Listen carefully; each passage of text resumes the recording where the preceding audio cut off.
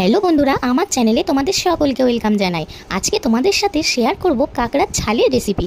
চলো দেখতে থাকো। প্রথমে কাঁকড়ার দাঁড়গুলো ভালো করে ভেঙে নিতে হবে, তারপরে ধুয়ে নিয়ে লবণ হলুদ মাখিয়ে রেখে দিয়েছি।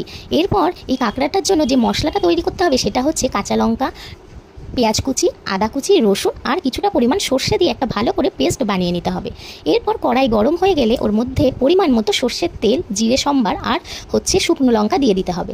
তারপরে কুচানো যে পেঁয়াজটা ছিল সেটা ভাজা ভাজা করে নিতে হবে। পেঁয়াজটা ভাজা ভাজা হয়ে গেলেই কাঁকড়াটা তার মধ্যে ঢেলে দিলাম। এরপর কাঁকড়াটা ভালো করে নাড়িয়ে চাড়িয়ে যখন একটু লাল লাল হয়ে আসলো, তার মধ্যে কেটে রাখা যে আলুটা ছিল টুকরো করা, সেই আলুটা দিয়ে দিলাম। আলুটাও ভাজা ভাজা হয়ে আসলে যে মশলাটা করে রেখেছিলাম সেই মশলাটা দিয়ে দিলাম। ভালো করে কষিয়ে নিতে হবে আর কিছুটা পরিমাণে শুকনো লঙ্কার গুঁড়ো দিয়ে দিলাম, কারণ রেসিপিটা একটু ঝাল ঝাল হলে বেশি ভালো লাগে। তার আগে কাঁচা লঙ্কা দিয়েছিলাম, তাই আবার একটু শুকনো লঙ্কা দিয়ে দিলাম। এবার ভালো করে কষিয়ে নিতে হবে যতক্ষণ না ঠিকঠাক মতো তেল না ছাড়ছে। এরপর কাঁকড়াটা সিদ্ধ হওয়ার জন্য পরিমাণ মতো জল দিয়ে দিতে হবে।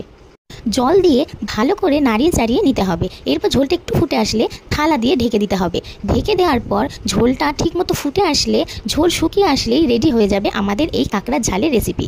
এই রেসিপিটা কার কেমন লাগলো অবশ্যই কিন্তু কমেন্ট করে জানিও। আর এই রেসিপিটা কে কীভাবে করো সেটাও জানিও। টাটা।